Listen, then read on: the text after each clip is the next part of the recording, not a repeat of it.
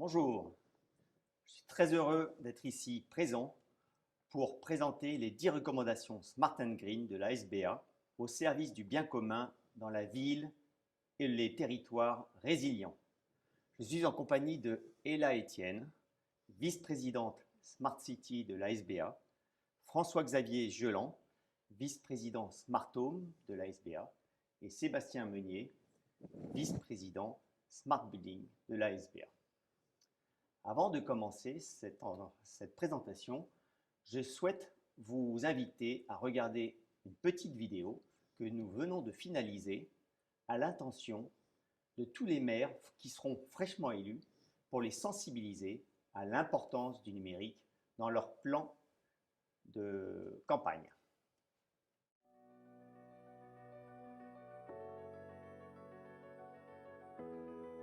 Mais qu'est-ce qui rend Monsieur le maire aussi enthousiaste?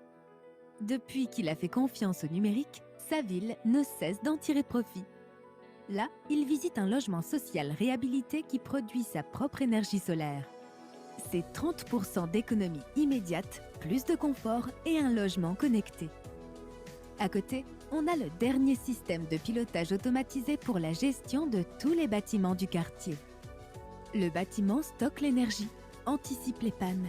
Dès la moindre défaillance, il est capable de prendre le relais énergétique et de prévenir l'équipe de maintenance. On crée de l'emploi et on fait travailler les entreprises locales. Et ce n'est pas tout. Ce même système maîtrise les dépenses énergétiques, diminue l'impact CO2 et vous le dit. Le bâtiment avait son ossature, maintenant, avec le numérique, il a sa colonne vertébrale.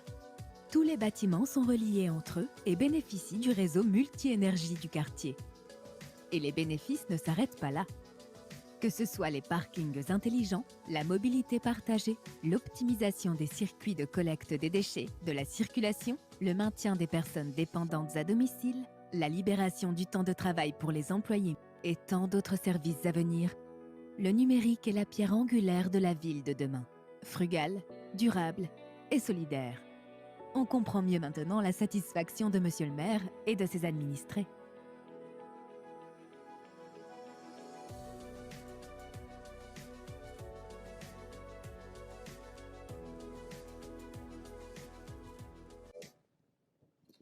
Depuis sa création, la SBA s'est intéressée à l'impact des technologies et du numérique sur le bâtiment et la ville. Si le pilotage énergétique des bâtiments a été notre première préoccupation, nous sommes vite attachés à l'ensemble des nouveaux services découlant du numérique en établissant un lien entre les bâtiments, les villes, les territoires autour du numérique. Très tôt, nous avons eu conscience que le numérique était à la fois une solution et un atout pour améliorer la qualité d'usage du bâtiment et bien au-delà. La récente crise sanitaire a mis en lumière le rôle central du numérique pour la survie de notre activité économique, avec notamment le télétravail, la télémédecine ou l'enseignement à distance. Début juillet, près de 35 000 maires fraîchement élus vont rédiger leur feuille de route dans la continuité de leurs promesses électorales et en réponse aux défis propres à leur commune. Il s'avère que les collectivités locales auront un rôle prépondérant à jouer dans la relance économique lancée par le gouvernement autour de la crise actuelle. Les transitions adoptées dans la précipitation auront forcément un impact fort sur l'usage des bâtiments, sur la mobilité et par conséquent sur l'aménagement du territoire.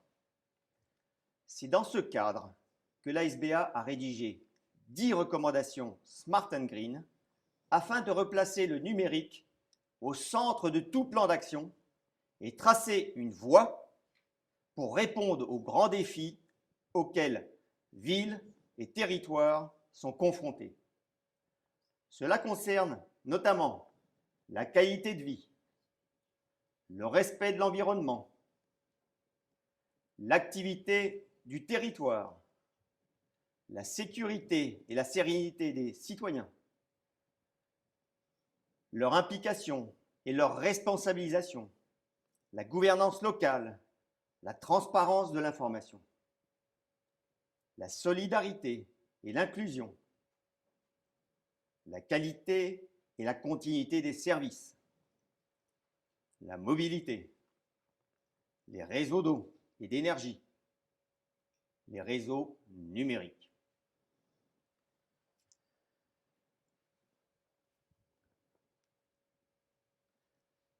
Tout d'abord, alors que le numérique est au cœur de nos préoccupations et de notre vie quotidienne, nous constatons qu'encore trop peu d'appels d'offres intègrent aujourd'hui un volet numérique, ne permettant pas aux porteurs de projets, aménageurs, collectivités, de profiter pleinement des atouts que ces outils peuvent apporter au territoire. Une des raisons est peut-être liée à un certain manque de sensibilité des acteurs de la ville sur cette thématique. C'est pourquoi il nous semble important de développer cette culture digitale à tous les niveaux. Élus, agents publics, opérateurs publics et privés, citoyens. Ceci nécessitant également de favoriser des approches collaboratives et transversales pour répondre aux usages, aux nouveaux usages et services attendus par les usagers. Comme dans tout projet de développement territorial qui nécessite une vision et un plan global, le développement des services numériques requiert un schéma directeur numérique. Ce schéma doit permettre d'établir un plan multi-échelle, traitant notamment des services numériques, des organisations et systèmes d'information, des investissements en infrastructures, des niveaux de services et contrats et de la gouvernance des données. Pour garantir la cohésion de ce schéma directeur, il est important de s'appuyer sur des écosystèmes de partenaires alignés sur cette vision, proposant des solutions ouvertes, conformes aux standards lorsqu'ils existent et s'appuyant sur des référentiels communs. Pour tirer pleinement profit de cette démarche, il est important de doter les infrastructures d'un jumeau numérique au travers d'une démarche SIM au niveau du territoire et BIM au niveau des bâtiments, les deux devant pouvoir communiquer l'un avec l'autre. Ce jumeau numérique doit se penser très en amont et sa mise en œuvre se faire dès la programmation du projet. Ce n'est qu'alors qu'on pourra en tirer tous les bénéfices dans la phase d'exploitation. La donnée étant la matière première des services numériques, en maîtriser la chaîne de valeur devient un enjeu central de la gouvernance à tout niveau du territoire. À ce titre, il s'agit d'une nouvelle compétence stratégique à acquérir et à renforcer pour chacun, et notamment pour les acteurs des filières du bâtiment et du territoire. Pour que nos équipements, nos bâtiments et nos infrastructures soient en capacité de produire cette donnée et donc de participer activement à cette économie numérique, il est essentiel de pouvoir les connecter sur des réseaux fédérateurs qui vont faciliter la circulation et le partage de ces données. Pour stimuler une politique vertueuse et soucieuse de l'économie des ressources, il est important de mutualiser les infrastructures et les équipements dès que possible. Par exemple, en réutilisant les mêmes réseaux et équipements pour délivrer des services multiples. Les services numériques découlant le plus souvent d'un ensemble de solutions variées et systèmes hétérogènes, il est nécessaire de disposer d'interfaces standardisées, interopérables et ouvertes, afin que l'ensemble fonctionne de manière harmonieuse et soit en capacité d'évoluer dans le temps sans remettre tout en cause. La mise en œuvre de ces nouveaux services numériques requiert une organisation spécifique et l'adjonction de nouvelles compétences. C'est un nouveau rôle, celui de l'opérateur de services de confiance, qui doit répondre à ces enjeux en jouant un rôle central et en garantissant la continuité de service. Le numérique ayant lui-même un impact environnemental, il est important de le prendre en compte dans la définition des solutions afin de s'assurer que sa contribution positive à l'environnement soit supérieure à son impact. Cela nécessite de l'intégrer très en amont dans l'analyse globale environnementale. Merci. La parole est maintenant au public pour quelques questions. Alors, je vois une première question qui est très simple. Nous avons entendu, mais par quoi commence-t-on? J'invite nos trois invités à y répondre. Alors, je vais me permettre de rebondir sur cette question très concrète du démarrage pour enclencher une dynamique numérique. Alors, comme l'a souligné Emmanuel François, l'une de nos premières recommandations consiste à développer la culture digitale de l'ensemble des acteurs. Et c'est un point absolument indispensable. Alors, en ce qui concerne le périmètre Smart City et plus largement Smart Territoire, que je regarde de très près en tant que vice-présidente sur ce périmètre. Là, vous vous posez probablement la question de savoir concrètement comment est-ce qu'on développe une culture digitale. Alors, il y a une première action concrète qui nous semble indispensable, c'est de définir et d'exécuter un plan de formation au numérique en interne au sein des collectivités, bien entendu piloté par les directions générales des services et les élus, centré sur les nouveaux usages et services numériques au service de la ville durable et résiliente pour justement pouvoir monter en compétence sur les nouveaux enjeux et notamment la question de la gouvernance de la donnée qui est au centre des recommandations de la SBA. Mais une fois qu'on a parlé de plans de formation interne aux collectivités, je pense qu'il est important d'avoir en tête également la sensibilisation, la montée en compétences et l'engagement sur ces sujets digitaux des citoyens. Et à l'échelle de la Smart City, à l'échelle territoriale, le citoyen est par essence au centre de ces réflexions d'aménagement et en l'occurrence d'aménagement numérique. Et les collectivités ont un vrai rôle clé à jouer pour accompagner les citoyens dans cette dynamique de montée en compétences. Et c'est maintenant, notamment dans un momentum post-Covid, et le contexte s'y prête particulièrement bien. On a vu à quel point le numérique a permis, pendant la phase de confinement, d'assurer une continuité des activités à travers les territoires dans tout le pays.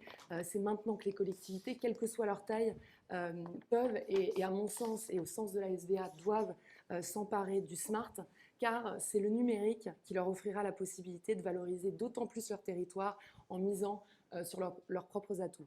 Et je me permettrai de souligner un point important par rapport à la Smart City et plus largement le Smart Territoire.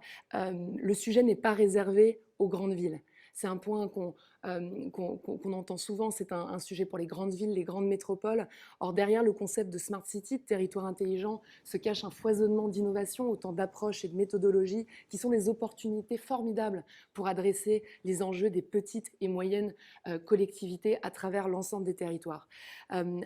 Deux points qui me semblent également importants dans cette dynamique concrète d'enclenchement de la culture digitale, c'est deux ingrédients clés. D'une part, l'humilité par rapport au numérique, avoir en tête qu'il n'y a pas qu'un seul modèle, qu'il n'y a pas qu'une seule recette par rapport à la Smart City. Chaque territoire est à même de construire son projet en fonction de ses atouts et de son environnement et d'un schéma directeur. Et ça, c'est un point fondamental. Et je pense également le point du pragmatisme est un point clé par rapport aux spécificités territoriales. Et on a en France de formidables atouts et des spécificités dans chaque territoire. Le deuxième volet clé par rapport à cet enclenchement de la dynamique en parallèle à la culture digitale, c'est le point du schéma directeur numérique. Articuler sa vision stratégique, la déclinaison opérationnelle pour y arriver, et bien entendu se dire que le schéma directeur numérique, derrière, et ensuite, c'est des projets numériques. Une approche projet du territoire intelligent, et on n'insistera jamais assez sur les projets d'expérimentation, l'approche POC, Proof of Concept. Et si je devais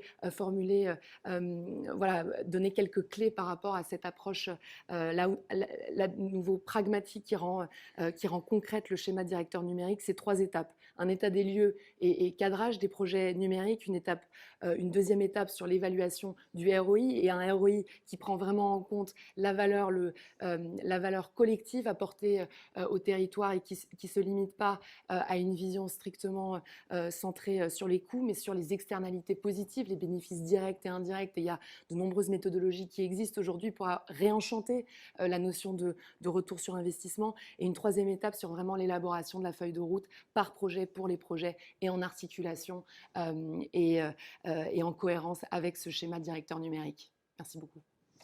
Alors, et là, tu as beaucoup parlé du citoyen. Et si on raisonne maintenant au niveau du logement, je pense qu'il faut travailler sur la confiance. C'est-à-dire, le citoyen aujourd'hui, il se pose beaucoup de questions. Il entend parler de cybersécurité, il entend parler des GAFA, etc. Et donc, il va falloir, on parlait de culture digitale, également prendre en compte la culture digitale de ses utilisateurs, en fait. Il ne faut pas les laisser de côté. Et donc, il va falloir faire beaucoup de pédagogie, leur expliquer quels sont les bénéfices, à quoi ça sert tout ça. Et puis les rassurer. Quand on parle de confiance, il faut bien rassurer et leur dire et leur prouver que ce sera simple, que ce sera fiable, qu'il y aura une certaine confidentialité des données, qu'il y aura des charges qui seront maîtrisées, etc. Et également au niveau des équipes, hein, si je prends l'exemple d'un promoteur ou d'un bailleur, aujourd'hui on parle de 100% de logements connectés dans les prochains mois, hein, donc c'est quelque chose de massif, on parle de volume.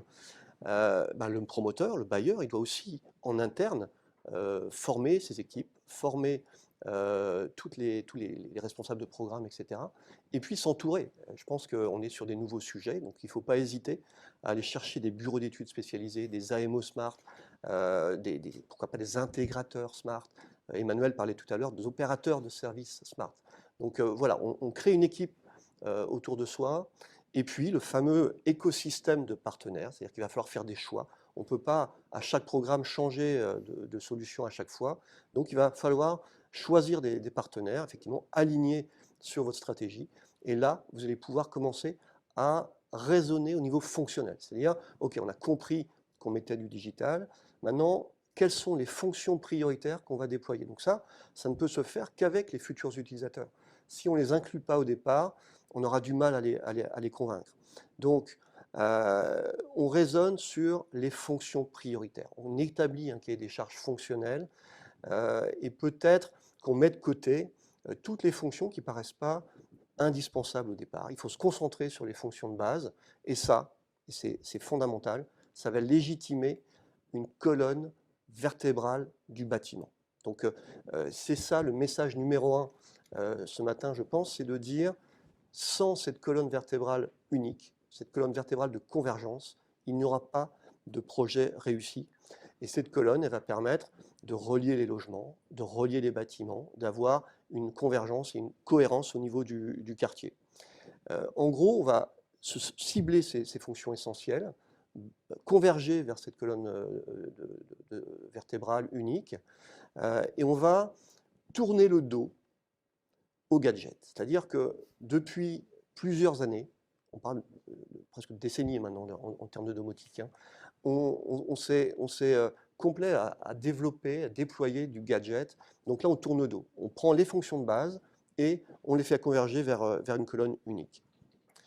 Une infrastructure indépendante, également au niveau de la box utilisateur. C'est-à-dire qu'on ne peut pas compter sur 100% des utilisateurs qui ont leur propre box Internet, qui ont une tablette, etc. Donc, une colonne vertébrale qui sera distincte, étanche du réseau du locataire, des équipements qui seront aussi étanches, c'est-à-dire qu'on ne peut pas avoir sur le même réseau les objets connectés du locataire et les équipements connectés du bâtiment. Donc là, il faut être très précis sur cette approche-là.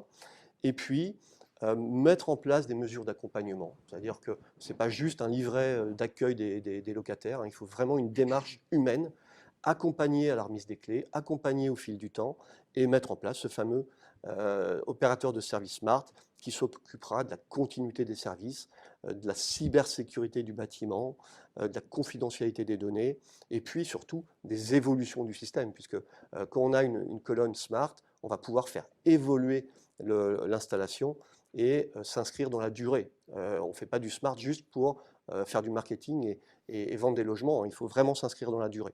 Pour terminer, je prendrai deux exemples. Donc, on a parlé tout à l'heure de la crise sanitaire, et je peux vous assurer que les logements connectés ont répondu aux attentes. Emmanuel parlait de télétravail, de téléenseignement, de téléformation, de télémédecine.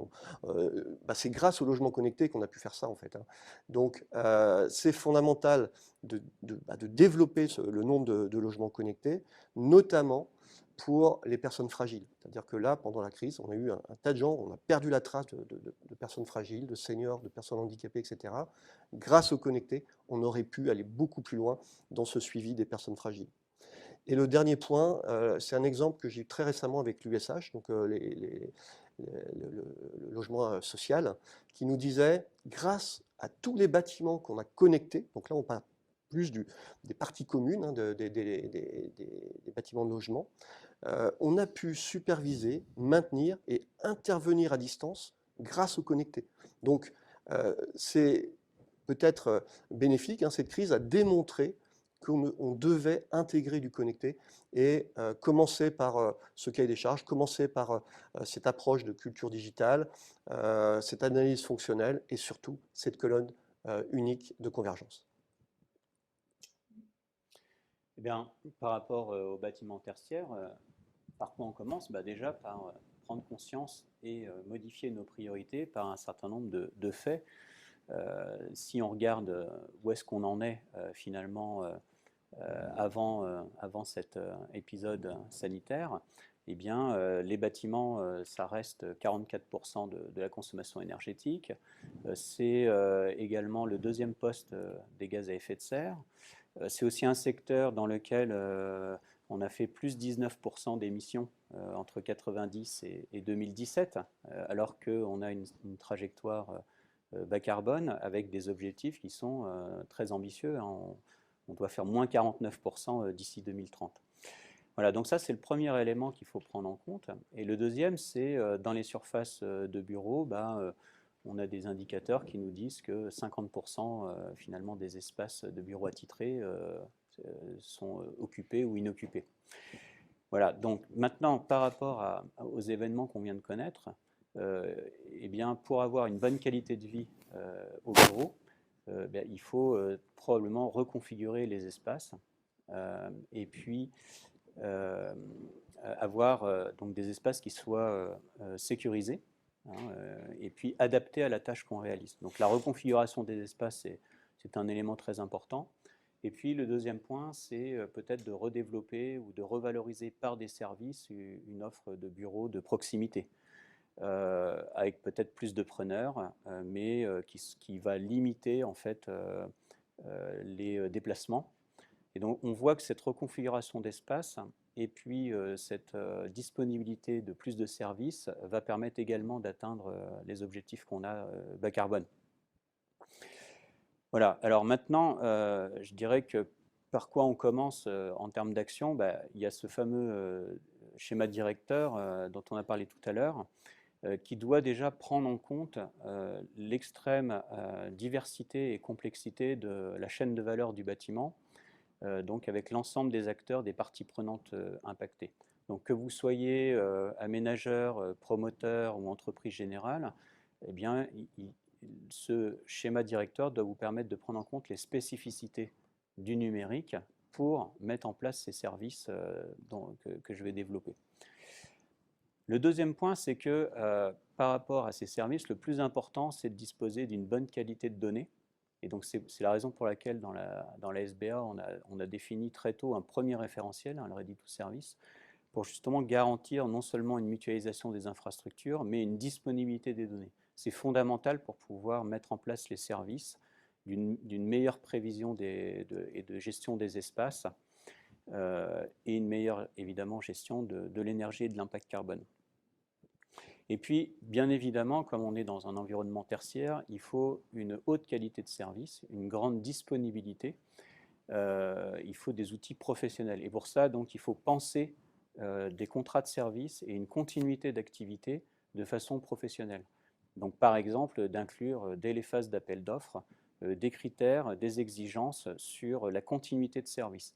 Alors, j'insiste sur ce point parce que ce n'est pas très habituel dans la filière du bâtiment au sens construction, réhabilitation, où les acteurs, historiquement, ne se sentent pas concernés forcément par la qualité de service qui est offert aux occupants et aux exploitants, alors que dans le contexte qu'on vient de décrire, ça devient fondamental.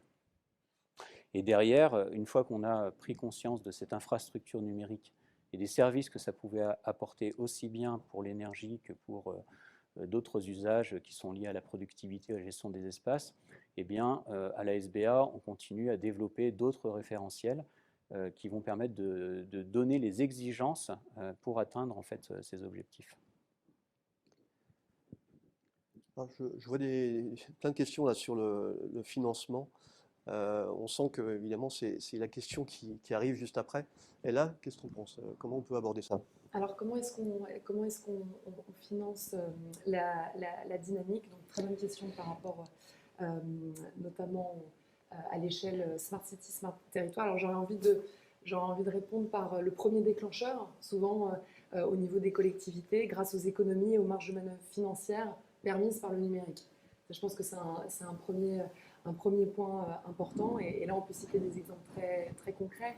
Par exemple, la modernisation de certains secteurs comme les réseaux d'utilité, électricité, gaz, eau, au niveau de la ville et de l'échelle territoriale se traduit souvent par des baisses de charges et de maintenance significatives grâce au numérique.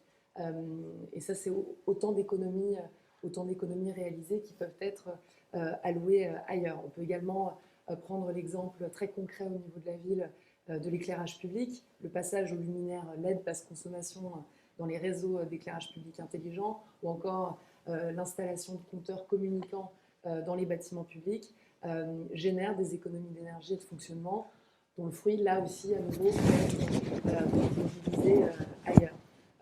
La vidéoprotection, la vidéosurveillance, qui permet d'identifier les auteurs d'actes de malveillance, et autant d'incivilités en moins, donc des économies de ressources également sur ces sujets. Et puis je pense, en reprenant les recommandations de la SBA, travailler sur la mutualisation, ça c'est un point indispensable au niveau des équipements, des infrastructures à l'échelle de la ville pour limiter les surcoûts. La mutualisation, c'est également la possibilité de travailler plutôt le sous-dimensionnement que le surdimensionnement, ou en tout cas le dimensionnement juste. Et c'est c'est quand même l'objectif dans une dynamique où les deniers publics sont rares et précieux. Et puis, bien entendu, travailler dans cette dynamique de mutualisation, sur les solutions interopérables, travailler également sur le sujet du foisonnement, notamment quand on pense à la thématique de la mobilité, et notamment de la mobilité douce. Puis sur cette question du financement, il y a également En parallèle au volet économie, le volet du cofinancement, il y a au niveau des collectivités une très forte dynamique publique, et je pense notamment à la dynamique du groupe Caisse des dépôts de la Banque des territoires, avec des logiques de cofinancement numérique et green, et dans une perspective de plan de relance économique qui combinerait carbone et numérique, des stratégies de cofinancement seraient particulièrement pertinentes. On peut également citer des dispositifs de financement, là toujours en me plaçant du point de vue des collectivités à l'échelle nationale, mais également à l'échelle européenne, les fonds FEDER, les nouveaux dispositifs qui sont lancés dans le contexte dans lequel nous nous situons, de contexte post-Covid. Je pense par exemple au Green New Deal, où là il y a des choses très intéressantes à travailler dans une dynamique smart et green à l'échelle de la Smart City et territoriale. C'est pas d'un côté le green et le smart de l'autre, c'est vraiment imbriqué et de manière alliée, d'aller regarder et viser ces dispositifs de financement. Et puis, bon, le dernier point que je me permettrai de souligner par rapport à l'échelle de la Smart City, Smart Territoire, c'est vraiment cette échelle de réenchantement du ROI, du retour sur investissement, en regardant vraiment la valeur collective créée par rapport aux dynamiques numériques concrètes qu'on met en place dans la ville. Ah oui, c'est une très très bonne question, hein. Ça revient souvent, hein, dans la filière. Combien ça va coûter, quel est le retour sur investissement. Alors déjà, le premier point, c'est qu'une infrastructure qui est bien conçue coûte moins cher, hein. Et donc en matière de numérique, effectivement, si on fait une épine dorsale numérique et si on pense système au niveau du bâtiment, bah, probablement ça va avoir un coût marginal, voire ça va coûter moins cher que si finalement on déploie le numérique en silo ou par application, par usage. Donc ça, c'est déjà un point fondamental. Après, je dirais, je vais prendre 3 exemples pour illustrer de ce que ça peut coûter et puis les retours sur investissement. Donc le premier service, évidemment, je reviens dessus, c'est l'énergie. Donc quand on regarde, aujourd'hui on a 8 sites en audit sur le référentiel 4Grid, hein, pour la partie énergie. Et donc quand on regarde ce qui se passe sur ces sites réels de tertiaire, bah, on s'aperçoit déjà que la mise en place d'un système d'information énergétique, la capacité à disposer d'un tableau de bord, hein, pour bien comprendre quels sont les usages réels du bâtiment, quels sont les impacts en fait, de nos actes quotidiens, et puis aussi prévenir évidemment ou s'apercevoir des dérives, hein, ou des pannes qui peuvent arriver. Généralement, ce qu'on constate, ce sont des retours sur investissement de moins d'1 an. Donc en fait, en réalité, ça ne coûte rien. Et dans l'année fiscale, on peut tout à fait faire déjà des économies rien qu'en optimisant effectivement un certain nombre de défauts d'utilisation ou de défauts de réglage. Ensuite, si on va un petit peu plus loin dans cette gestion d'énergie, eh bien, il y a tout ce qui concerne le volet du pilotage. Et en effet, quand on contrôle les usages, hein, quand on contrôle le chauffage, la climatisation, on contrôle les éclairages, on contrôle les ouvrants, on a des économies qui sont à 2 chiffres, à pourcentage à 2 chiffres, hein, qui vont beaucoup nous aider dans les obligations qui vont arriver, notamment le décret tertiaire. Et dans ce contexte-là, on a déjà pas mal d'expérience et on a aussi la chance d'avoir des normes qui nous indiquent que les pourcentages d'économie sont entre 30 et 60% dans la plupart des cas. Et les retours sur investissement, ils sont compris entre 3 et 6 ans. Donc vous voyez, ce sont des valeurs qui restent quand même très accessibles par rapport à des réhabilitations ou d'autres façons d'améliorer la performance énergétique. Et puis évidemment, le dernier point concernant l'énergie, c'est le numérique va permettre d'accéder à des nouveaux services, voire même à des nouveaux revenus, tout simplement en bénéficiant de tarifs d'énergie qui vont être plus bas à certains moments, tout simplement en permettant d'activer une autoconsommation, d'accéder à des services de flexibilité. Donc là encore, c'est avec des retours d'investissement et des immobilisations de capitaux qui sont très faibles. Le deuxième exemple, c'est la gestion des espaces. Peut-être vous le savez, dans le tertiaire, un poste de travail, c'est plus de 12 000 € par an. Donc à partir du moment où, grâce au numérique, vous commencez à optimiser vos espaces, bah, vous voyez que les économies sont sonnantes et trébuchantes. Et deuxième point, on a parlé tout à l'heure de reconfiguration. Quand vous commencez à bouger des cloisons, peut-être que les grands plateaux, c'est plus trop ce qui est adapté aujourd'hui, eh bien, vous allez immobiliser votre ouvrage pendant un certain temps. Donc quand vous regardez le prix au mètre carré loué, des logiciels et une bonne infrastructure qui permettent de reconfigurer rapidement les espaces qui sont adaptés aux besoins, le ROI, il est immédiat. Il n'y a même pas de notion de ROI, puisque immédiatement on réalise des économies grâce à ces technologies. Et puis je reviens aussi sur l'argument du sous-dimensionnement. Je vais prendre l'exemple des flottes de véhicules. Donc dans les entreprises, dans les bâtiments tertiaires, vous avez des flottes entreprises. Vous pouvez imaginer que tout le monde, tous les salariés qui arrivent le matin pour se recharger ne vont pas forcément repartir dans l'heure. Et donc il va s'agir de sous-dimensionner pour pouvoir ordonnancer finalement cette recharge, de la piloter de façon intelligente. Et là encore, le ROI est extrêmement rapide, puisque finalement, grâce à quelques logiciels et puis un petit peu de planification, eh bien, on peut obtenir donc un résultat qui va être différent de prendre la somme des chargeurs et puis de dimensionner toute l'infrastructure électrique et les raccordements à l'énergie en conséquence. Donc voilà, trois exemples qui montrent que finalement le ROI est très rapide.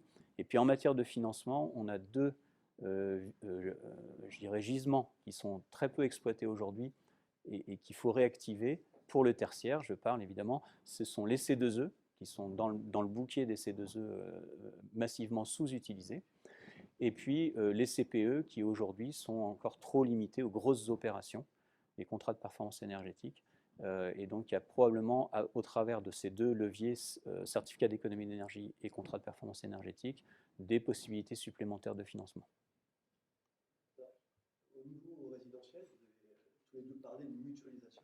Je pense que également au niveau des bâtiments collectifs, on va vraiment pouvoir parler de mutualisation. Des exemples. Aujourd'hui, vous prenez des bâtiments, on multiplie les colonnes montantes. Ben non, un bâtiment smart, il n'y a qu'une seule infrastructure IP et donc une seule colonne montante. Donc une colonne coûtera toujours moins cher que 3 ou 4 colonnes différentes. De la même façon, alors c'est peut-être pas grand-chose au niveau d'un bâtiment, mais on voit les abonnements se multiplier. C'est-à-dire que l'ascensoriste a son abonnement Internet ou son abonnement 4G, la chaufferie a son abonnement, etc. Bah, on va mutualiser. Il n'y a qu'un seul réseau, donc qu'un seul abonnement. Au niveau équipement, c'est pareil. Sébastien parlait de foisonnement. On va arrêter de démultiplier les équipements.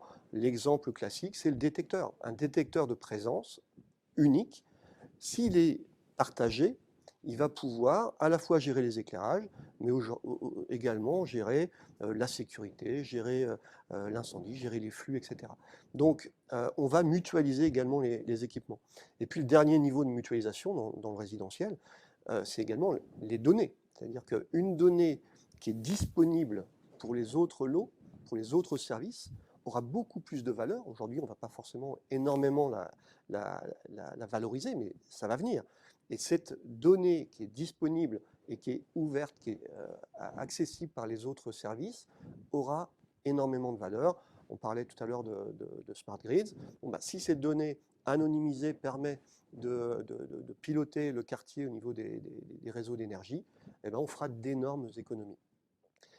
Énormes économies directes également sur la notion de connecté. Si je prends un thermostat connecté, par exemple, si je suis bailleur social et que je commence à déployer des thermostats connectés en complément de cette rénovation énergétique classique passive, par exemple d'isolation par l'extérieur, bah, j'ai, et c'était très bien dit dans le film tout à l'heure, 30% d'économie directe. Donc, assez rapidement, ce ROI va être évident pour le bailleur.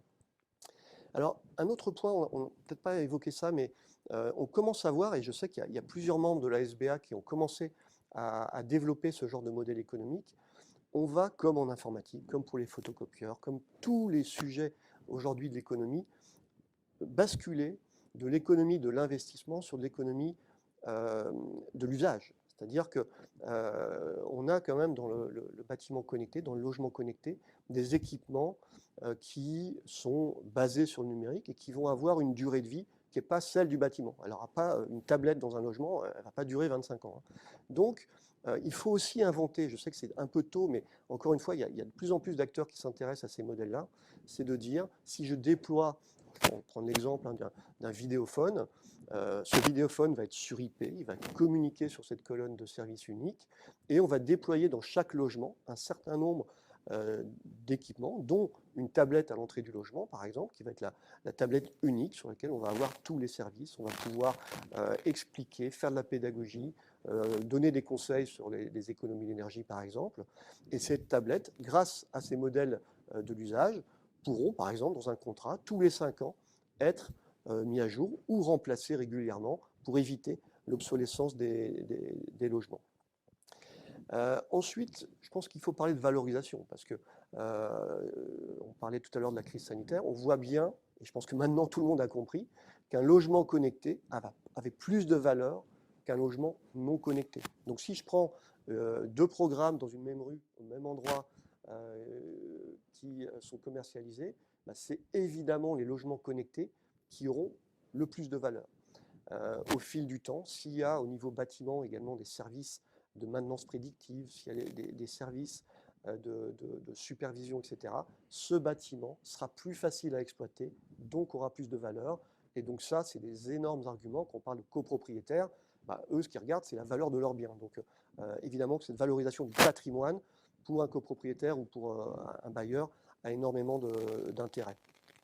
Alors, une autre source d'économie, c'est d'arrêter, comme je l'ai dit tout à l'heure, la surenchère technologique. Parce que de toute façon, on fait du logement connecté, on parle de 100% de logements connectés dans les prochains mois. Donc dans tous les cas, on va mettre du connecté, donc on va investir. Donc plutôt que d'investir de façon irraisonnée dans plein d'équipements connectés, dans des silos, c'est-à-dire que l'électricien va mettre du connecté, le chauffagiste va mettre du connecté, le menuisier va mettre des volets connectés, etc. Ça ne se parlera pas, il n'y aura pas de scénario, il n'y aura pas d'économie d'échelle, il n'y aura pas de simplicité, et on va multiplier du cloud to cloud, donc des systèmes qui ont une empreinte carbone qui n'est pas forcément très, très favorable. Et donc, en étant sur du connecté, avec cette colonne de service au niveau du bâtiment, on va pouvoir faire énormément de choses en local, et là aussi, éviter la surenchère et éviter finalement les erreurs. Je pense que ce qui coûte cher dans le bâtiment, ce sont les erreurs en fait. Et pour terminer, on a fait d'énormes erreurs dans les années 70, dans les années 80. On a parlé de passoire énergétique. Et il se trouve que 40 ans, 50 ans après, on en subit encore les conséquences. C'est-à-dire, aujourd'hui, on investit des milliards, on injecte des milliards, on parlait de la Caisse des dépôts tout à l'heure, la Caisse des dépôts investit aujourd'hui des milliards dans la rénovation énergétique, parce qu'on a fait des erreurs il y a 40 ans. Eh ben, le message qu'on peut vous faire passer, c'est éviter de faire la même erreur au niveau du numérique, c'est-à-dire éviter de construire ou de rénover des poubelles technologiques. C'est-à-dire elles vont coûter très cher, ces poubelles technologiques. Elles seront très peu utilisées, mais elles vont consommer. Nous, on dit non, stop, pas de poubelles technologiques. On réfléchit en amont, on fait cette convergence, on fait peut-être moins, donc de la frugalité au départ sur des fonctions de base, et au fil du temps, on propose aux locataires, aux propriétaires, d'ajouter des fonctions sur IP. C'est facile, c'est juste des mises à jour, et on va, comme ça, sans surinvestir, avoir des bâtiments qui évoluent bien et qui seront prêts pour les services de demain. C'est positif tout ça. Merci François-Xavier. Tu as parlé tout à l'heure de confiance. Moi-même, j'ai parlé aussi de la donnée comme matière première de ces services numériques. Et là, qu'en est-il de la confidentialité des données et de la cybersécurité ? Alors, c'est un sujet clé et qui revient souvent comme questionnement. Et c'est vrai que la question de la donnée, en tout cas à l'échelle Smart City, Smart Territoire, du point de vue de la SBA, doit être accessible, protégée et gérée et exploitable par la collectivité au service du citoyen. Et ça, c'est un point important, parce que si les données ne sont pas gérées, centralisées, de la collectivité. L'intérêt de la donnée sera quand même réduite par rapport à ce qu'on peut en tirer. On peut par exemple penser aux données de mobilité. Si on a tout bien pensé au niveau de l'interopérabilité, de la mutualisation et la donnée est générée bien entendu par les dispositifs de mobilité douce, par exemple les véhicules électriques et les bornes de recharge connectées. Si cette donnée n'est pas accessible et protégée au niveau collectif, qu'est-ce qu'on en tire par rapport à la gestion de la ville. Donc c'est une chose que la donnée soit là, soit générée. Encore faut-il pouvoir l'exploiter au service du citoyen. Et ça, c'est un point important. Et puis, je vois d'autres questions qui portent sur ce sujet-là et comment on fait concrètement. Alors, il y a des exemples en France qui sont intéressants par rapport à cette question de la gouvernance. On peut par exemple citer l'exemple de la métropole du Grand Lyon et notamment de l'initiative d'une agence de la donnée. Ça, c'est un exemple intéressant. Et puis dans cette dynamique de centralisation de la donnée pour la rendre mieux exploitable au niveau de la collectivité, la tendance aujourd'hui, et c'est ce qu'on voit au niveau de la SBA, est de viser un building operating system, si on regarde l'échelle bâtiment, c'est-à-dire centraliser l'ensemble des données par rapport à cette colonne vertébrale du bâtiment dont on parlait tout à l'heure. Et si on extrapole cette vision d'un operating system à l'échelle du bâtiment comme ce qu'on peut avoir au niveau de nos ordinateurs, hein, c'est vraiment le même principe au niveau du bâtiment. On l'extrapole au niveau du quartier, ça devient un district operating system où la donnée est remontée de manière centralisée dans un dispositif voilà, qui permet d'exploiter au mieux cette donnée disponible. Et c'est là que le principe de gouvernance et l'articulation de cette gouvernance est primordial. Et effectivement, je vois beaucoup de questions là concernant l'impact sur les infrastructures. Tout le monde a bien compris l'importance de la donnée. Mais on se pose la question effectivement de comment on va la rendre accessible, notamment sur le parc existant, comment dimensionner les infrastructures.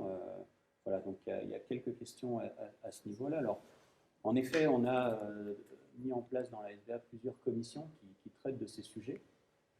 Tu as cité le Building Operating System, j'ajouterai le système d'information du bâtiment, ou le BIS en anglais, qui sont fondamentales. Il faut rappeler aussi que dans le R2S, évidemment, l'ouverture des données, comme la mutualisation des infrastructures, c'est le point principal qui nous a motivés au départ pour fournir ces exigences, et l'interopérabilité, évidemment, qui va avec. Alors, par rapport à ça, on pourrait dire, oui, mais on voudrait quand même en savoir plus sur comment on va faire ce déploiement. Est-ce que c'est réservé, je vois dans les questions, plutôt aux bâtiments neufs? Comment on fait pour rattraper finalement les erreurs que tu évoquais sur le passé en isolation des bâtiments? Comment on fait pour faire les bons choix? Alors c'est vrai que cette data, si on la pense dès le départ, hein, dès la phase programmatique, dès la valorisation de l'ouvrage, on va pouvoir s'intéresser à toutes les couches d'infrastructure. Donc pas seulement les matériaux, les équipements et les câbles, mais également les logiciels, les bases de données et la disponibilité de ces données. Alors je vais vous prendre quelques exemples parce qu'on a spécialement une commission sur l'intelligence artificielle, donc qui regarde surtout quels sont les cas d'usage. Et là, on peut se rendre compte effectivement que ces cas d'usage nous concernent tous dans l'utilisation de nos bâtiments tertiaires, concernent évidemment potentiellement tous les bâtiments qui constituent le parc. Donc le premier, c'est pourquoi je parle d'intelligence artificielle, parce que la première fonctionnalité intéressante, c'est l'apprentissage automatique des usages réels du bâtiment. Et ça, j'en ai parlé tout à l'heure, ça va permettre d'ajuster, donc de mieux comprendre la consommation énergétique du bâtiment, mais aussi la gestion des espaces, c'est fondamental. Le deuxième point où l'intelligence artificielle amène des cas d'usage intéressants, c'est tout le domaine de l'expérience utilisateur. Et là, on revient sur des critères fondamentaux qui concernent la façon dont je veux pouvoir utiliser mon bâtiment. Encore une fois, si je fais l'effort de ne pas faire du télétravail et de prendre un moyen de transport, il faut que je puisse avoir une expérience utilisateur. Surtout si on a des smart homes performantes, il ne faut pas qu'on ait des bureaux des années 80 quand on arrive dans le monde professionnel. Et donc là on a, grâce à ces données, on a des expériences utilisateurs qui sont enrichies.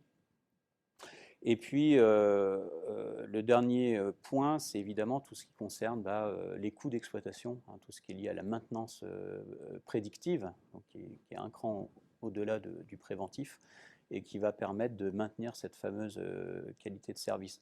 Voilà, donc on voit qu'il y a des conséquences importantes sur les infrastructures, que ce soit dans le neuf, dans la réhabilitation lourde, mais également dans la mise à niveau du parc existant. Donc, dans le tertiaire, on a 1 milliard de mètres carrés, et on ne travaille dans le neuf que sur 1% par an. Donc vous voyez qu'on a beaucoup de travail pour mettre à niveau ces infrastructures. Alors, je vois une question sur comment éviter la fracture numérique. Alors ça, c'est un vrai sujet dans le résidentiel, puisqu'on s'adresse par définition à toute la population. Notre credo, c'est déjà la notion de logement connecté pour tous. C'est-à-dire que longtemps, la domotique, c'était réservé aux geeks, aux happy few, aux CSP++, etc. Non, la SBA, évidemment, s'adresse à tous les promoteurs, à tous les bailleurs, à tous les constructeurs de maisons individuelles, partout en France, quel que soit le type de quartier, quel que soit le niveau financier, etc. Donc là, il faut impliquer les utilisateurs et évidemment veiller à l'inclusion de tous. C'est-à-dire qu'aujourd'hui, notamment dans le parc social, il y a des gens qui n'ont pas de smartphone, il y a des gens qui n'ont pas de tablette, il y a des gens qui n'ont pas d'abonnement Internet. Donc si on laisse tous ces gens-là sur le bas-côté, on se trompe complètement en fait, on faillit à notre mission. Donc il va falloir travailler sur ces mesures d'accompagnement et sur des actions pédagogiques. Alors, je reprends l'exemple de la solution de facilité de tous les promoteurs. J'ai remis un livret d'accueil. Personne ne lit le livret d'accueil pratiquement. Et de toute façon, le deuxième locataire, il n'aura pas ce livret d'accueil. Donc, il faut mettre en place des process. Il faut faire en sorte que quand il y a un changement de locataire, il y a à nouveau une action pédagogique qui peut être très simple. Ça peut être des tutos, ça peut être des petits rendez-vous d'1 quart d'heure, ça peut être des rendez-vous en visio, etc. Pourquoi pas? Mais il faut le mettre en place. Sinon, on aura du smart déceptif. On ne veut pas de smart déceptif. On veut au contraire que ce soit quelque chose de très positif. Donc, on va avoir des mesures d'assistance à la prise en main. Donc, on va remettre les clés. On va faire en sorte, peut-être pas le jour de la remise des clés, mais une semaine après, 2 semaines après, quand le locataire ou le propriétaire le souhaiteront, on va répondre à ces questions. Quand on parle de confiance, il faut être capable de répondre aux questions des gens. Même un geek, il aura des questions sur mes données, elles sont stockées où, qui a accès, etc. Quelqu'un qui ne connaît rien, il va vouloir comprendre pour lui, pour ses enfants, etc. À quoi ça sert, comment on l'utilise, comment on le fait évoluer, comment on le personnalise. Le smart, si je prends un bâtiment de 100 logements, il y a 100 besoins différents. Le senior aura un besoin très différent de la personne handicapée, aura un besoin très différent du jeune couple, aura un besoin très différent de la famille. Donc on a mis une colonne de service, on a mis des fonctions de base dans tous les logements, on a mis en place des mesures d'accompagnement, mais il faut aussi mettre des mesures de personnalisation. Le smart doit être personnalisé comme votre smartphone. Quand vous l'achetez, il est le même que tous les smartphones qui sortent de l'usine, mais 10 minutes après, vous avez téléchargé des applications. Donc on peut voir le logement connecté finalement comme un smartphone. Chacun va pouvoir en faire ce qu'il a envie d'en faire. Dans les mesures d'accompagnement, je citerai aussi ce qu'on oublie assez souvent, c'est former le syndic, former le gardien, avoir des relais. Dans une copropriété, on a souvent une personne qui a peut-être un peu plus de temps ou qui est peut-être un peu plus à l'aise avec le connecté, qui va pouvoir relayer, positiver, rassurer aussi les autres copropriétaires. Donc ça, c'est important de trouver ce genre de relais. On parlait de nouvelles compétences en introduction, presque d'un référent connecté. Il faut, d'une façon ou d'une autre, avoir un référent connecté, quelqu'un à qui je peux m'adresser si j'ai une question, si j'ai une difficulté, si j'ai un bug, hein, on est dans l'informatique, donc ça peut arriver, mais s'il y a un référent connecté, si je sais à qui m'adresser, tout va bien. Le dernier point, et ça on le voit de plus en plus sur des opérations, très bien, on a mis des tablettes dans le logement, on a mis un certain nombre d'équipements liés à l'immobilier, donc qui sont réellement attachés au bâtiment, mais on n'a pas sacralisé le réseau IP. Et il faut le sacraliser, c'est-à-dire dans l'acte de vente, dans la notice acquéreur, dans les détails qu'on donne aux propriétaires, aux investisseurs, leur dire ce bâtiment, ces logements sont équipés de cette façon-là, voilà ce qui va avec, et voilà le cadre juridique, voilà ce que ça veut dire au niveau des données. Et l'exemple qu'on prend souvent, c'est le fameux abonnement. C'est-à-dire si on a ce réseau convergence du bâtiment qui est connecté à Internet, il faut qu'il reste connecté à Internet. Parce que si, à une réunion de copropriété, il est décidé que, ah ben non, là, il y a 39 €, on ne sait pas trop à quoi ça sert, et hop, on fait l'économie de 39 €, tout s'écroule. Donc c'est bien sacralisé, il n'y a qu'un seul abonnement, mais il doit être sacralisé, c'est-à-dire être attaché au bâtiment, et on ne pourra pas l'enlever. On pourra le faire évoluer, on pourra changer d'opérateur, etc.